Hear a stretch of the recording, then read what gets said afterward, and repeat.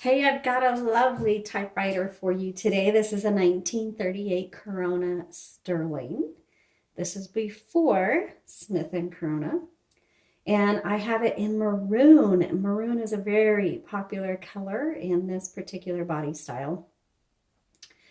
But let me do a typing tutorial and show you around kind of how to use a Smith Corona Sterling from the 1930s. So first of all, I'm actually going to start with the tabs. In the very back, and I don't know if you're going to be able to see this or not, but in the very back are some clips. And so if you want to set a tab, you pull the clips off and you'll see different indents back here, and you just put that clip where you want it to be, and you have 1, 2, 3, 4, there's 5 clips back here. So that's how you set your tabs, and then you just hit it and the carriage will move to the next clip. Okay, so this is your carriage right here, and to release it, there's a lever behind either one of the roller handles. Right here, if you flip this forward, you'll see this is where you set your margins, and you just press and then move it to wherever you're going to want to set a margin. Okay. Also, right here on the left side, you'll see this little handle, and this is to advance. When you hit your return handle, you can advance it 2 lines or 1 line, and that's what that is for. Okay. If you move your carriage all the way to the left and open up the top, here you'll see your ribbon. We have a, this will take universal ribbons if you want. Right now they're metal spools, probably pretty original to this typewriter. We have wound fresh ribbon onto it, which we do for all of our typewriters. We either put in a new spool or we wind fresh ribbon on the original spools. Inside, this is 1 through 10, and this just really determines how hard you want the type bars to strike your paper. So you can adjust that to your liking. Also, right here on the left side, this is your ribbon reversal. And why do you need a ribbon reversal? Because when you get to the end of your spool, you need to reverse the direction so you can keep using up the ink that is in your ribbon. So when it is time to change it, you just pull them out. They're not clipped in there or anything. You just pull them out. But make sure you thread it. There's a guide wire there. There's one here, and there's 2 here. Make sure they're threaded properly. And when most issues with typewriters have to do with ribbon reversal or poorly installed ribbons, 1, make sure the black is on the top, red is on the bottom, that it's threaded correctly, and that the spool is going the right direction. Because when it gets to the end, sometimes it'll lock up on you. That doesn't mean there's anything wrong with the typewriter. Just check the ribbon reversal, and you may find that that's all it was. Okay? There we go. Okay. So this particular typewriter has what is called a floating shift. And so when you shift, you'll see that this is called an escapement. This moves. Whereas other typewriters, the carriage moves up and down, and that can be really clunky. So floating shifts were a really great invention, I guess you can say, because it made it a little bit smoother and quieter as you were typing. So let's go ahead and load a piece of paper and practice typing on it. The paper is going to be loaded right here, and I'm going to load it against this guide, paper guide, where you can adjust it to wherever you want. Just put it there, and then, oh, okay, so that was a good thing.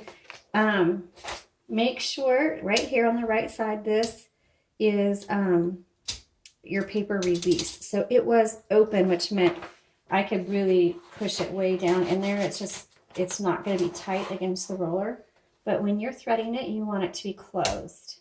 That way the roller will catch the paper, and I can tell it's going to be crooked. It's going to come through, and if it's crooked, then you release the paper release, get it even, close it, and you are good to go. So this is a 1938. There is a no number 1, so you use a lowercase l. 1938. And it's on red. I'm going to change the ribbon color selector to black right here. Corona. Sterling. Sometimes the sterlings and the silents look very similar.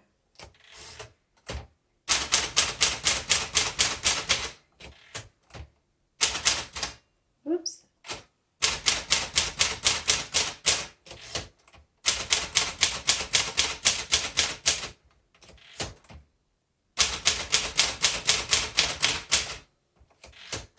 Let's do our shift lock and try the uppercase.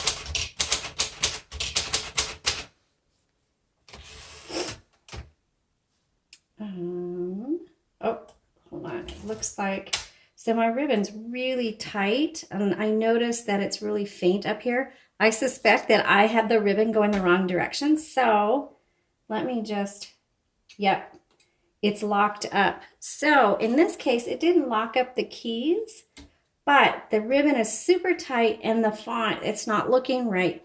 If I were to keep going, it would eventually punch a hole in that ribbon and tear it. So I need to reverse the direction, and that should, did you see the release the tension immediately? So let me go back, and we're going to retype that line.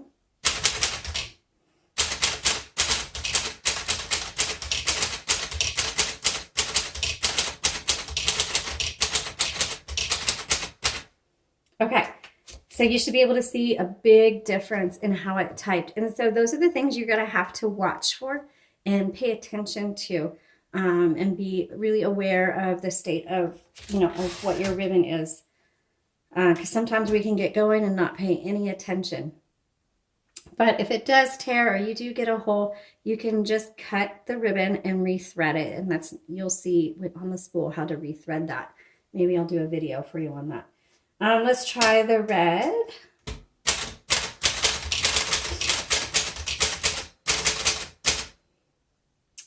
Backspace. It's on this side because I hit the wrong one. That's how you, there's no delete button, just the backspace. Alrighty. And so